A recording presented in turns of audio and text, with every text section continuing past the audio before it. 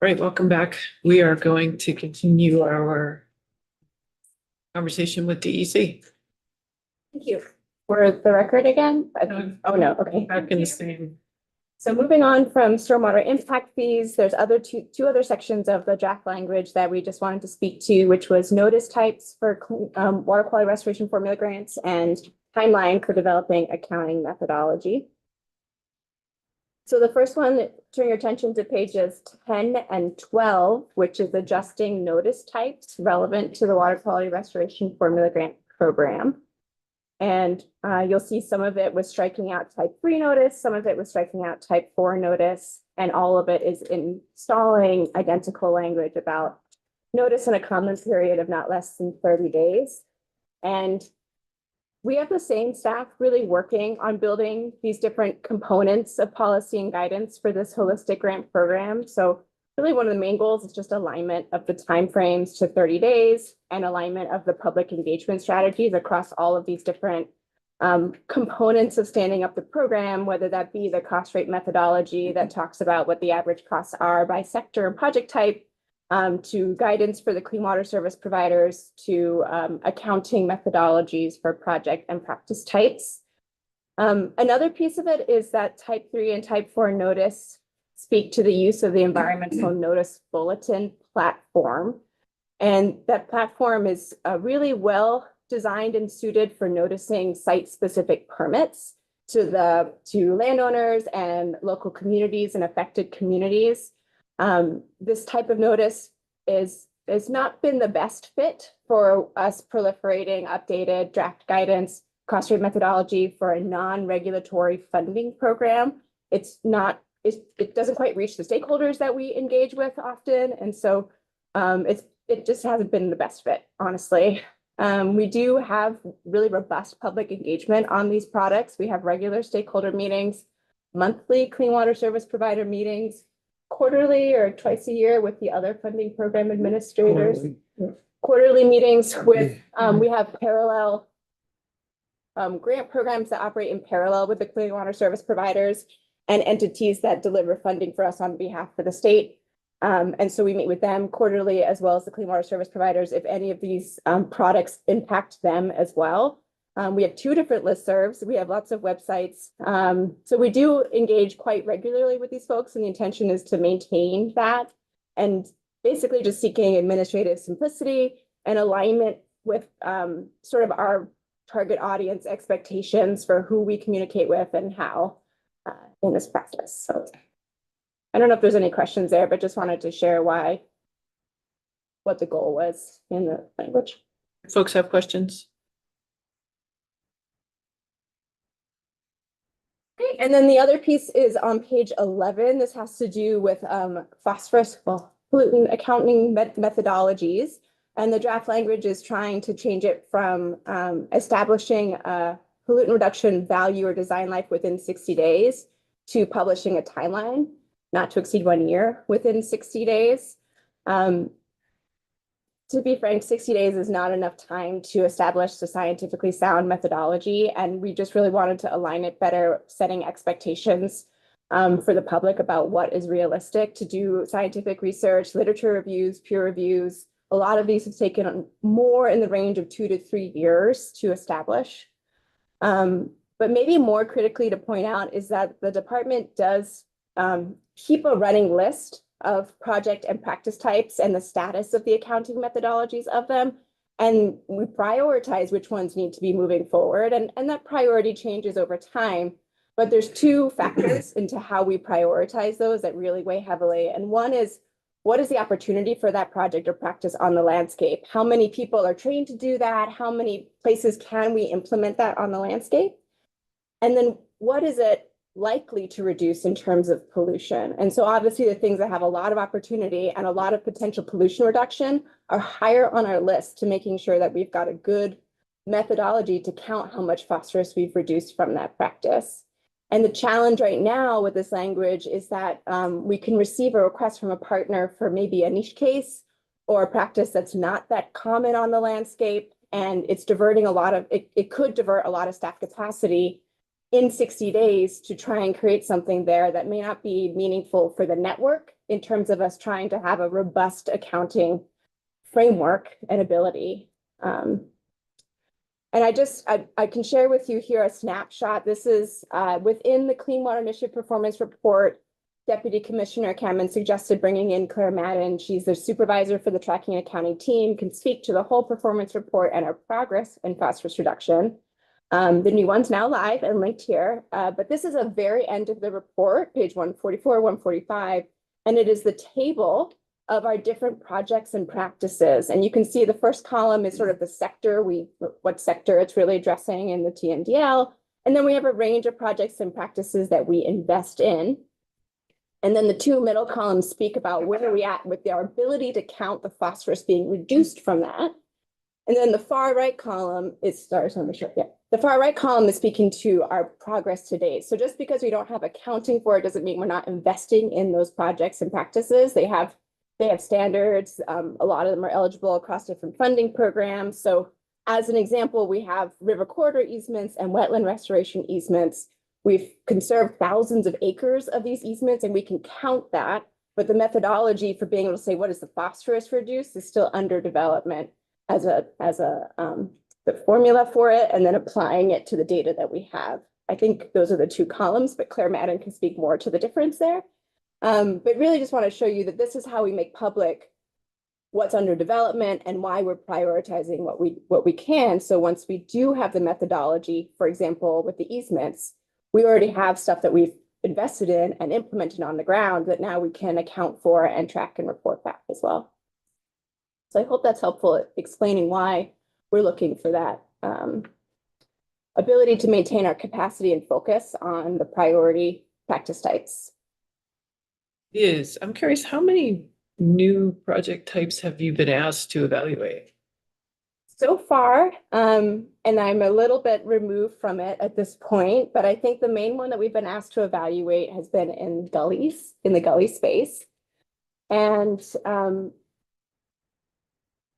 it was an interesting learning process because I think that there's different layers about being requested to develop methodology there. Some of it is site-specific projects where DEC would actually define that as a different project type that already has accounting methodology in place. Like, actually, that's not a gully project. That's a river restoration project for these reasons. And look, we have accounting methodology for it. So some of it gets to the nuance of that, of when we're being asked to proceed. I think ultimately with the gullies, we didn't, the suite of ones that were, I'd have to double check with Claire. I don't want to share misinformation here, but I can check in with them if they've received the result of the gully one and if they've received other requests since. So we're talking about one so far. Yeah, and a significant amount of staff time to respond to that for sure. Oh, to one request for that. Okay. Yeah. And this will give relief to you for that? Yeah, or potential asks that come down the line to be able to focus on the ones that are published in the Clean Water Performance Report.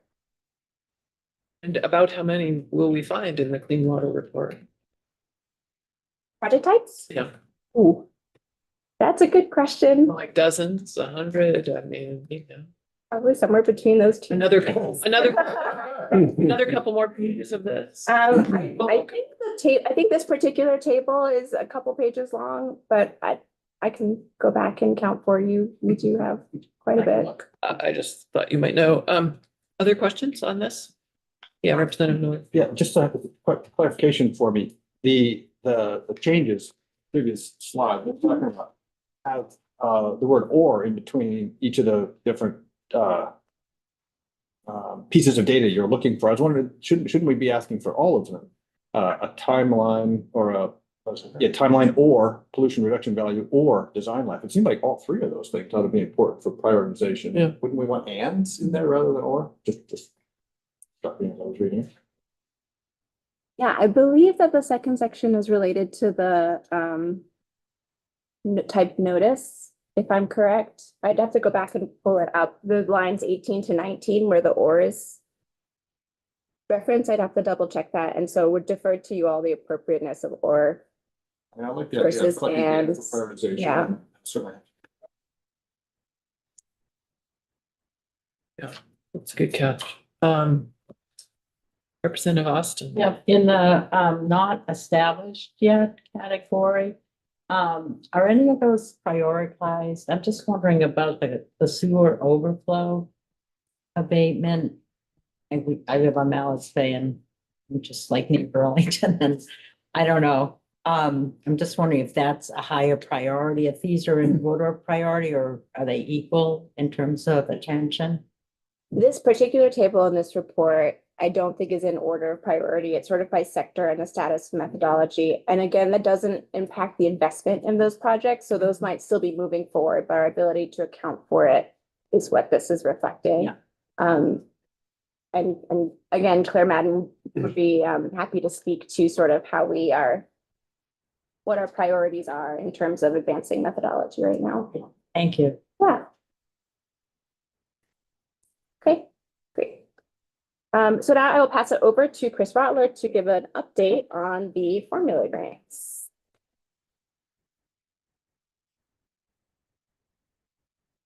Chair Sheldon, committee, thank you for having me. Again, Chris Rotler. I'm the technical project manager for the Clean Water Service Provider Network in DEC in the Water Investment Division. I have a colleague online, Ethan Swift. I'm going to carry the bulk of the presentation, but just want to acknowledge Ethan. And Ethan, if you do chime in, he can announce himself for the record. As a technical project manager, I don't do this work alone, so do want to acknowledge that we do have a really fantastic team that supports this work. I work very closely with the watershed planning team, of which Ethan is the supervisor, and also work with my colleagues in the Clean Water Initiative program. And together, we're really supporting the Clean Water Service Provider Network. I don't know if this rings a bell, but I was with you exactly 1 year to the day ago. And I was looking at my slides and I saw January 22nd, 2025, and happy to be back with you today.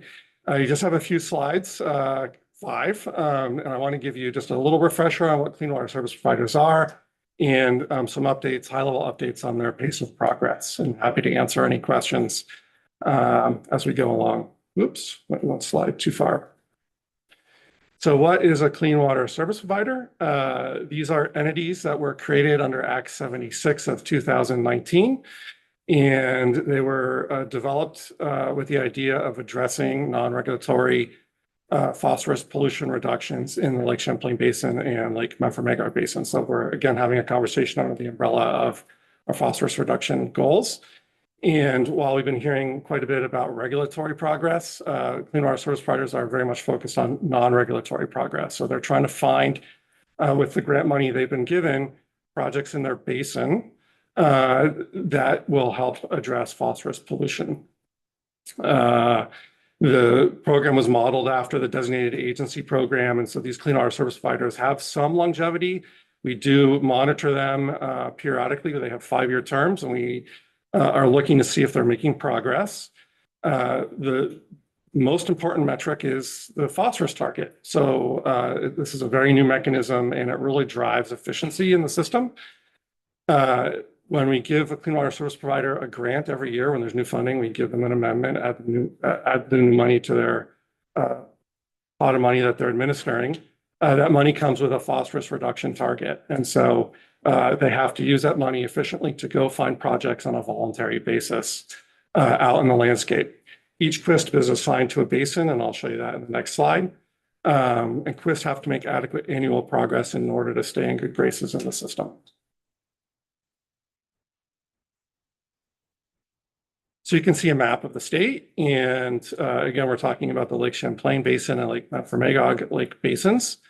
We do not currently have QISPs on the eastern or southwestern side of the state. There are 7 QISPs, one for each for the Missisquoi, the Lamoille, the Winooski, the Otter Creek, the Northern Direct Lake Champlain Drainage Basin, the Southern Direct, and Lake Memphremagog. We have a QISP staff member in the room. Just want to acknowledge Brian Voigt is here. Brian is the program manager for the Central Vermont Regional Planning Commission and the Winooski QISP. It's also important to acknowledge the role that basin water quality councils play in the system. It's a unique mechanism, and exciting things are really happening in these basin councils. The basin councils are attached. There's one council each for each QISP, and they're made up of 9 seats.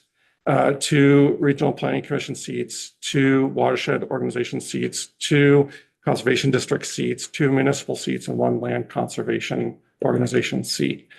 And the role that they play is they're almost like a loan committee, but it's more than that. They're voting on projects, they're approving spending, but they're a resource. They're made up of professionals that are working in the basin. They're able to help identify projects. There's a lot of robust conversations happening in these meetings. And if you happen to have a chance to attend one, they're public, and you'll see the exciting work that's happening in any given meeting. Yeah. All right. So non-regulatory. It's something you have to go looking for. There's a little bit of an entrepreneurial need in this system. And I've been observing over the last 3 years that the QUIS system is running, the Clean Water Service Providers are working with partners and really engaging in some, I would say, colloquially entrepreneurial hustle to look for projects and building relationships. There's some key drivers in the system because it is non-regulatory and voluntary. Landowner willingness is it's almost the most important thing. You can go out and look for a project and look at a map or look at a LiDAR and say, hey, this would be a really great place for a floodplain project. But if your landowner isn't into it, like that's it. Like the landowner has to be part of the system. So credibility of the Clean Water Service Providers, the relationships, it all really matters to build momentum for reducing, for implementing projects and addressing phosphorus reductions. So as I gave some shout outs to the Basin Water Quality Councils, I also want to acknowledge all the partners that are in the system and contributing, because in addition to landowner willingness, capacity of the system is also really important. Our watershed groups, our conservation districts, they already have relationships with a lot of landowners. They have a lot of credibility. They are not the only entities that are driving projects in the system, but they are a big part of bringing projects forward, and they do a lot of the heavy lifting, and they're a very important part of the system. And we're seeing in basins where there is very robust staff capacity, that's where we're seeing a lot of momentum. So there's a real direct relationship between not just what the QUIS was doing, but really also what's happening in the basin and the staff capacity among the partners to implement projects. And it's really important that I put a pin on that. So at startup, the system was created, the QUIS got their first grants in FY 2023. They had 3 years of funding. We just completed our 4th year of funding, which is just now available to them this month, but they've had access to 3 years of funding. When the system started up, there was, I don't know, an expectation or thought that there were a lot of pent-up projects that were just waiting there to be developed. And in some basins that's true, but largely I don't think there was that much out there. There were some old projects that were waiting in the wings, but the Clean Water Service Providers, I say this because the Clean Water Service Providers really had to start from scratch and they're new entities, so they had to build their own relationships with the partners. There was some storming and forming and norming, if you're familiar with that. So there's been some momentum, and it's also worth noting that it does really take a while for some of these. Even the more simple projects can take a year, like a buffer planting. Just the construction, the siting, working with the landowner could take maybe 9 months, a year, whatever. And then the more complicated projects do take quite a long time. There's some highly engineered projects, dam removals or floodplain restoration projects, and you have to go through the multiple phases of project identification and development, and then preliminary engineering, and then final design engineering, and then implementation. And on average, it's taking 2 years, but my colleague Ethan was just mentioning he was involved in a project that took 10 years. And it's not because the engineer was slow, it was because there was some landowner willingness, but there's a lot of hurdles to go through. And it's just, maybe you were familiar with this dynamic, but it's important to understand you just can't wave a magic wand with this non-regulatory work. You have to build time and let the process work its way through. And clean water projects have a life cycle. All right. Yeah. So, QUIS, we're making progress. On the screen, you can see we started at zero, 2023. That was when we were just building the entities and giving them their initial grants. And you can see on this slide, different phases of work. So there's implementation projects that are in the bank. There's final design projects that are moving along. I call it like a conveyor belt or the pipeline of projects. You have to jump through the hoops early stages to get to the end. And you can see that when you account for all the projects in the various phases, we have over 1,600 kilograms of phosphorus that reduction potential in the clean water service provider system, which is significant. And the rate of progress is increasing. So momentum is building and the storming and forming is kind of subsiding. And I'm not saying everything is perfect, but there's a lot of norming happening and the number of challenges are reducing and there is forward momentum people are really identifying some cool projects. 159 separate clean water projects have been supported through the Clean Water Service Provider Network over the past 3 years. When it's voluntary, like that's a real significant achievement. You also have how much you've spent on those projects in here. I have that on the next slide.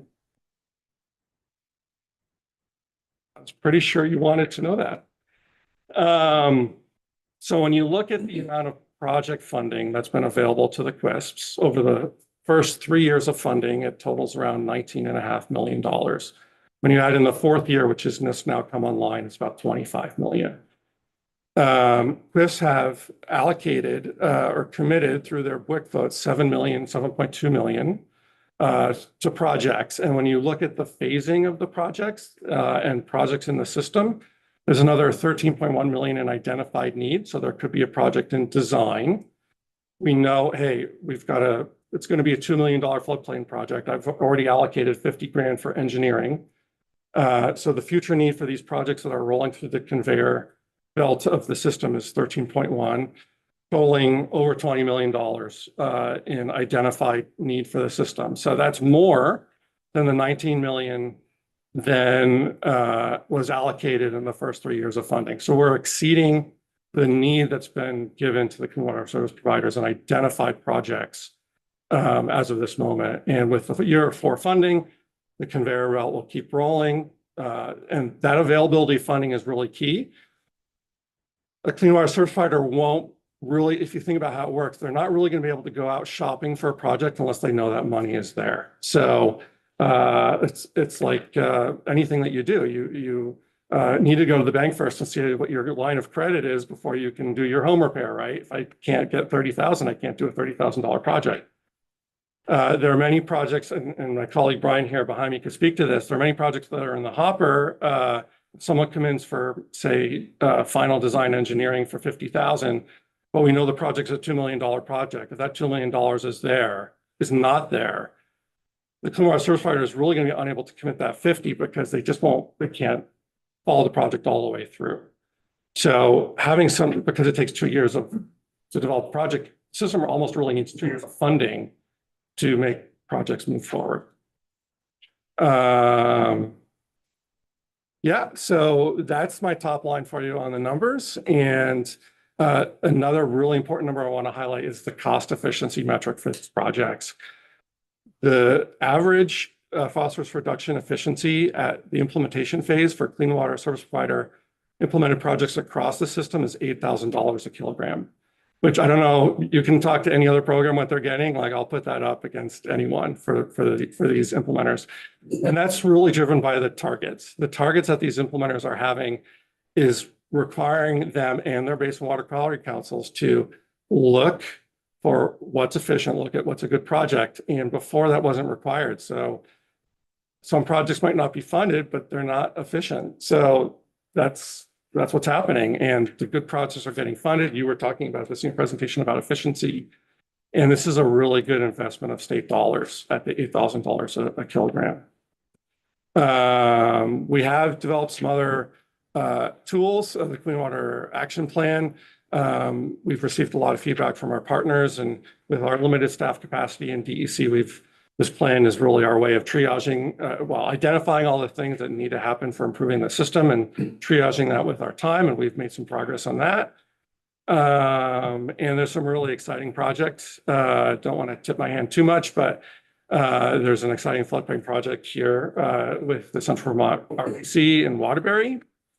Again, it's very early phases, but it would be a marquee jewel if that gets funded. And there's even some really cool stormwater, non-regulatory stormwater projects that the Basin 5 Clean Water Service Provider has found. In the midst of all the regulatory stormwater, they were able to find this really awesome project in the south end of Burlington that they could do above and beyond stormwater work in the middle of on a HOA's property. And Clean Water Service Provider was able to come in and say, hey, we'll pay for it if you just give us the land next to your existing stormwater facility, retention pond. We're going to capture some other stormwater that's flowing from uphill going through your land.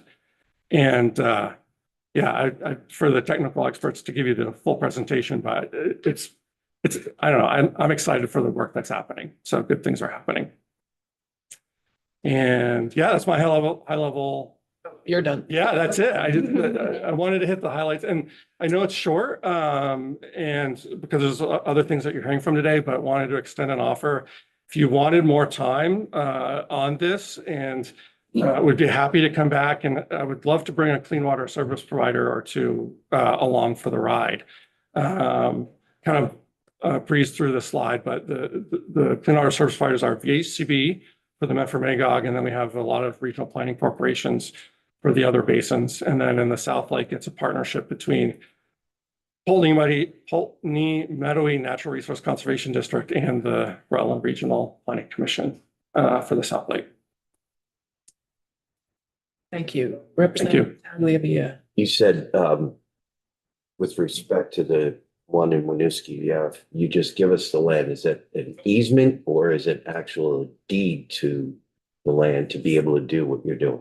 So there are easements that are required for certain things. So another unique aspect that I didn't focus on for this work that we have not funded before is operation and maintenance. So in the before times, we would build a project and like the oven commercial, infomercial, you'd set it and forget it.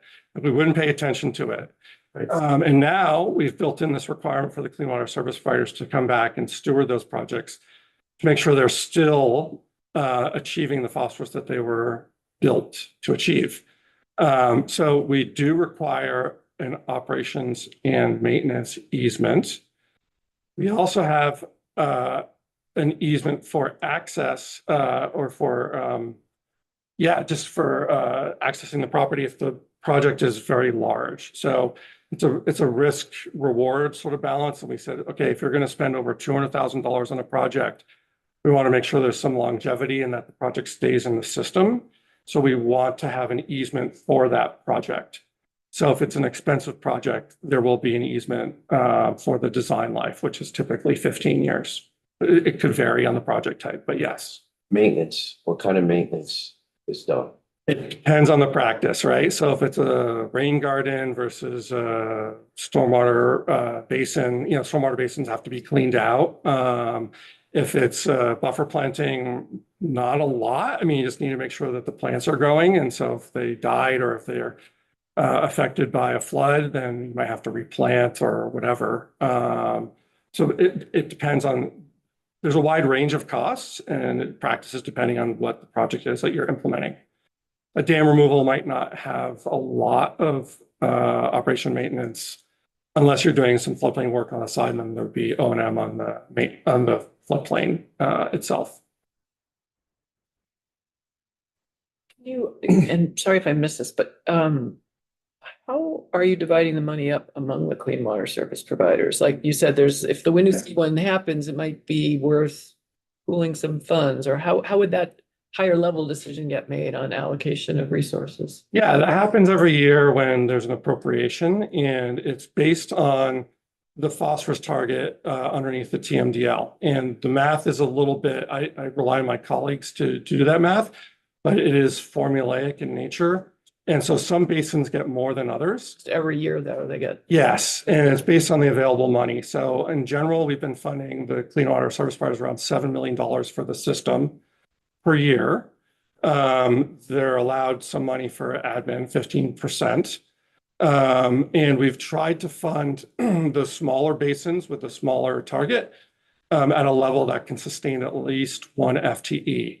So that is around $100,000, and with the math between 85 and 15%, that's around $600,000 for a minimal size of a grant.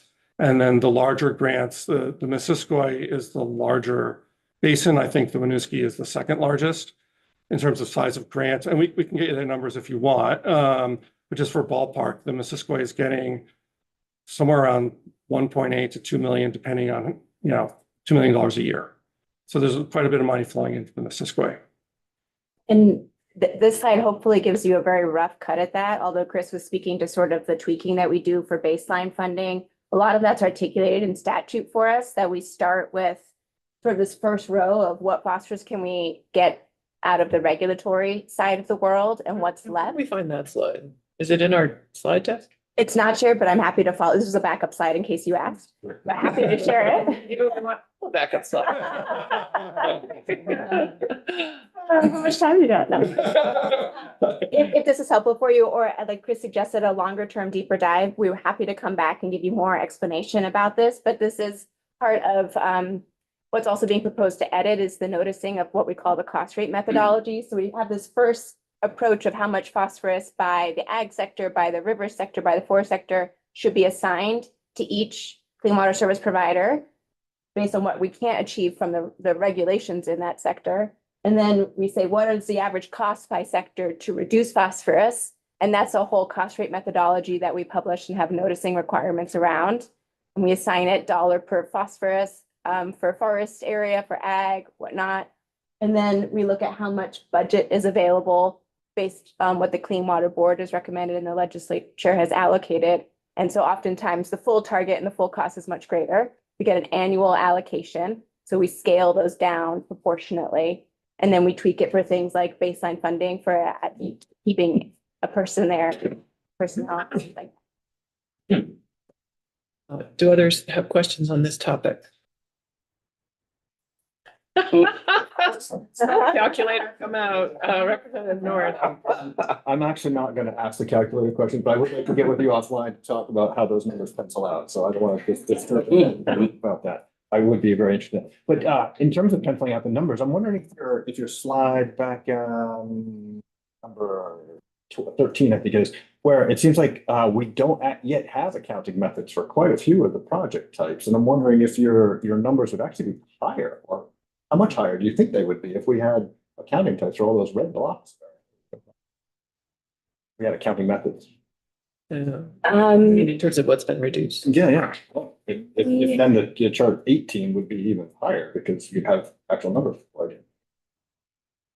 It's an interesting question, and again, Claire Madden may be the best to speak to this, but I'm showing you a snapshot of this cost rate methodology, which is one of these policy documents that talk about what are the costs to implement the project, and then translate it back to what could we get per pound of phosphorus. And so what's integrated into it are the project types where we have the methodology established, and what's excluded from it are the ones where we don't. And so depending on the ones that are still missing, that could increase or lower the average sector cost rate for a certain thing. But there's a lot of science and math and work that our colleagues, Ben Copans and Claire Madden, if you'd like to speak to them offline, or we can connect them with you.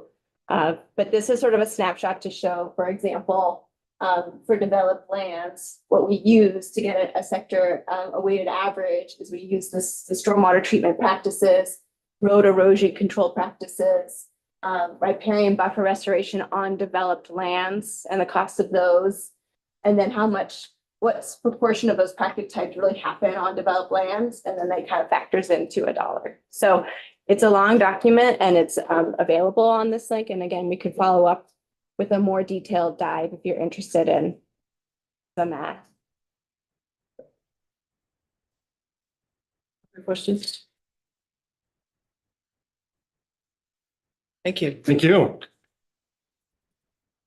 And so one more slide, and I appreciate, would you still like to get an update on the regional stormwater? Yeah, utility? we have till noon, so Oh, okay. we would love to hear more and maybe go through the backup slides, but this was a specific request, and so I want to make sure we have time for this. Yeah, sure. So this is the Regional Stormwater Utility Study Committee. This committee was very engaged in supporting the passage of Act 37 last year. And we have launched the study committee. It launched in October. We've had 4 meetings to date. The links on this slide get you to a website that we've launched so that people can access when the meetings are happening. The second bullet is all of the recordings. It includes other recordings that the Clean Water Initiative manages, like the Clean Water Board, but you could also direct access the stormwater utility materials from the committee website. The first few meetings have been sort of early introductions with the committee members, an overview, getting folks up to speed on what is a TMDL, some of the challenges that the legislators all heard about with implementing the 3-acre permit and some of those inequity concerns, and then the charge of Act 37. Since then, the study committee has broken out into work groups around sort of 3-ish main themes. One is around formation, the incentives and disincentives for forming a utility and how it might operate, the cost to operate that. The second group is about permitting, what it would look like to take sort of the 3-acre site-specific permits and move it to a regional level. And the third work group is looking at revenue raising at both from the local level and then from the state, opportunities from the state. So they've sort of themed the charges into these work groups and are tackling that. There's been a lot of creative brainstorming, a lot of diverse opinions on the scale of the solution, not just what is a regional utility? Is it municipal, regional, statewide? So a lot of great healthy dialogue there, but also what is the committee hoping to solve for? And so this nested egg I'm sharing with you, it's just a visual that the committee has used in the last few meetings to think about the scale of the solution, with the red being sort of the current state that 3-acre sites, other than offsets, are trying to treat on site. The next scale up is that regional stormwater utilities are helping 3-acre sites. The next scale up is stormwater utilities are helping with all regulatory load reductions within their region. And the next scale up is regional utilities helping with everything that has to be reduced in their region. And so I'd say the committee is very diverse in where they would like to see a solution land. May not get to consensus on all of it, but our goal is to get a work product to you all that really weighs some of the pros and cons at these different scales. So that's what the work groups are wrestling with. And we've had some great healthy interest from other members of the public. The conservation districts have attended quite a few meetings and some guest appearances from legislators, including Representative Knorr and Senator Harrison so far. That's the update in brief. Happy to take questions. Members have questions? Rob, you wanted this update. Do you have Yeah. more that you would like us to? No, I'm Learn about- the slide and what we heard there. Yeah. Thank you. Representative. Yeah, Morgan. I guess my comment is just that it seems like we can't get there fast enough in order to address the issues that we're having with 3-acre sites. For example, it seems like that this poses a potential solution to those barriers that we're running up against for certain sites, and the inability for those property owners to offset on other sites that they own. If we can take a more regional approach to planning for even residential stormwater mitigation, then it seems like we can deliver the phosphorus reductions that are required by the TMDL at a lower cost to residential property owners in particular. That's my gut. Yeah, that's what we're trying to achieve with this. That makes me want to make it into a question, which is, can you update us on some of the other, I know we've covered some of them already, but I think it was Richmond, I think there's been some forward progress on some of these things. And so an update would be helpful for this committee if one of you is able to do that. On challenging sites. Yeah, this, I think it was, we were hitting a learning curve moment. Mm, And that maybe some of those projects or sites have found a way forward. And if you can share any of that with us, that would be great. I can offer on Southview and Richmond that the town, I don't know if it's completed yet, they are pursuing a special assessment district, I believe. And they have the ARPA funding and the related milestones. Gianna, where they recently requested an extension related to their ARPA funding.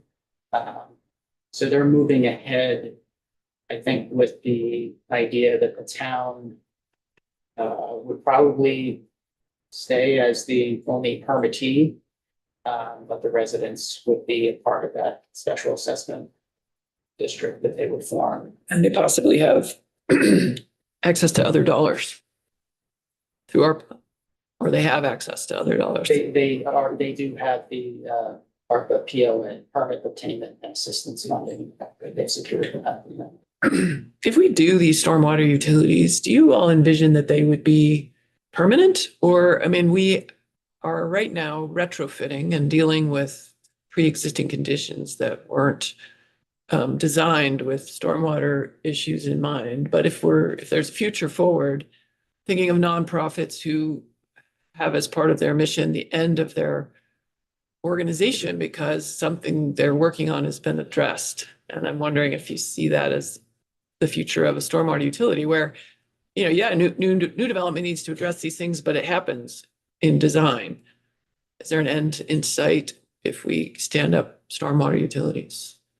I think it really depends on the scale that the legislature decides to take up and might be recommended out of the study committee. If the focus is very much on solving for providing funding for 3-acre projects across the landscape, that feels more short term. But if the scale is to take on other regulatory obligations, like all of the municipal roads within their boundaries and all of their MS4 permit obligations, those might be longer term requirements to continue to invest in the maintenance as utilities do. They implement projects, but then they have ongoing operation expenses, whether that be the permitting fees or the maintenance expenses themselves to upkeep the infrastructure.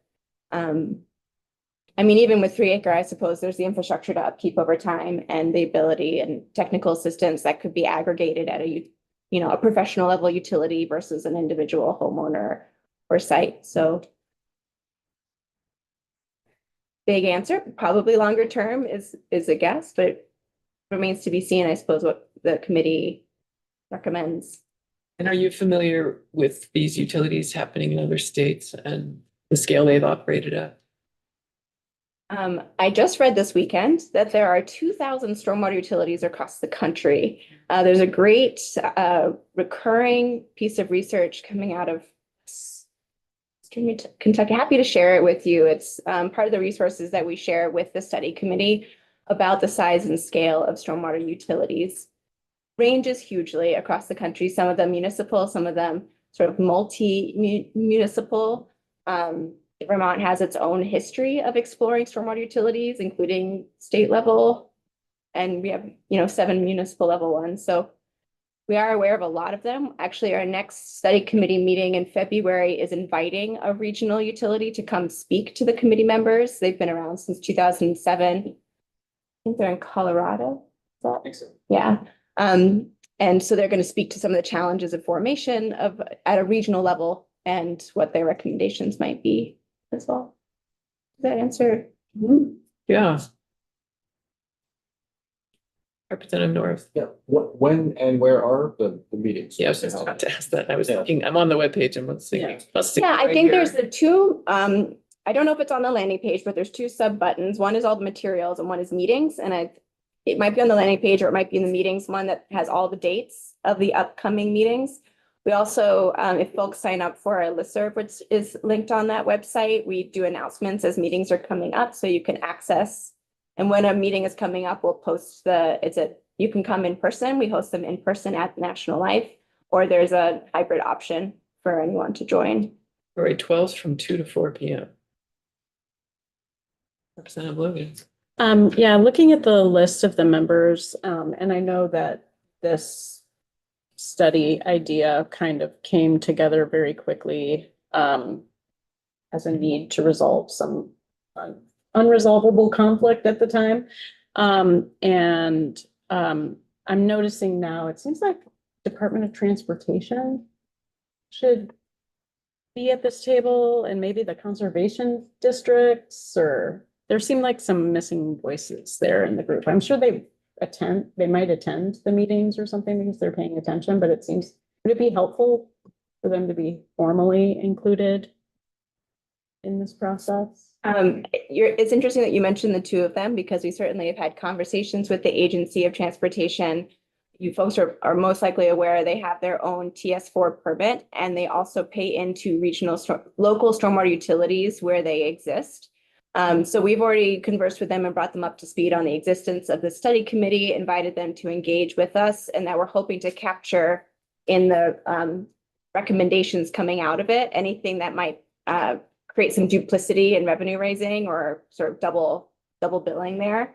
And then yes, the natural resource conservation districts have had representation at the meetings and have contacted DEC looking for some more formal representation, but we certainly defer to you all to speak to those folks directly if there's interest in changing the committee makeup. Didn't say Agency of Transportation, my bad. Remind us what your timeline is for this work group. It'll be longer, but no, Or that request. the report is due next legislative session, so we're hoping to try and get it all wrapped up by the fall and finalized. We're baking in a month or two extra. We do have a timeline that we drafted with the committee that's posted on the website. It is changing by meeting, to be honest, about how we're approaching this work. We've punted to maybe midsummer, early summer, what we're calling the policy discussion. So in terms of like what we're doing now is the meat of what do we know about permitting? What do we know about revenue raising? And then what are the key policy questions, and trying to bake as much time as we can in the summer for dialogue over where the pieces are that are not what we already know, but more visioning and scoping. Sorry, I didn't know if you meant the due date or like how we're operating. Great. But you said so end of session or begin before the next session. Yes, before the next, I believe it would be January 15th, as ones usually are, but I can double check report date. Further questions on this?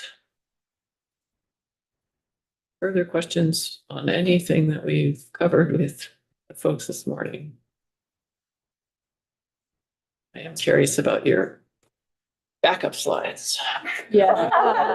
How many more are Tip there? my hand to what else should I You're ask? asking. Yeah. Well, it's They a would- slide deck of 75, so I don't know if you really backup slides, but You say there's 75 of them? yeah, but also this is, we copy and paste, so some of them may not all be relevant to this. Either. It's messy. But you found them, that's impressive. Thank you so much. Yeah, thank you for your time. Thank you. Very helpful.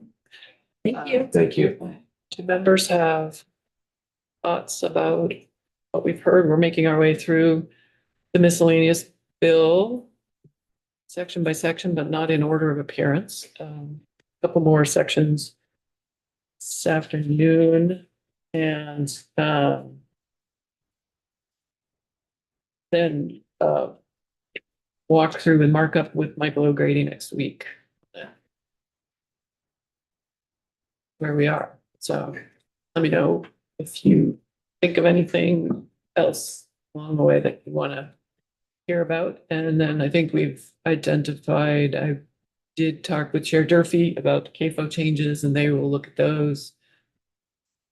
And then we'll check in with GovOps on the request for emergency rules changes. Okay, with that, I guess, do you have a question? I just was thinking that it might be, this is just an idea, nothing And, but I would be interested in visiting some of these sites, like in the spring. You know, and just maybe look The at clean different, water service provider project sites um, or stormwater sites? stormwater. Oh, Yeah, and just look at, you know, for different sites or for different landscapes, what kind of treatment, you know, is out there. yeah. But that, you know. You might be shopping at some of these sites. I mean, really, I would just look at a map. Yeah. Might be visiting them and not know it. Uh, Um, Okay, great.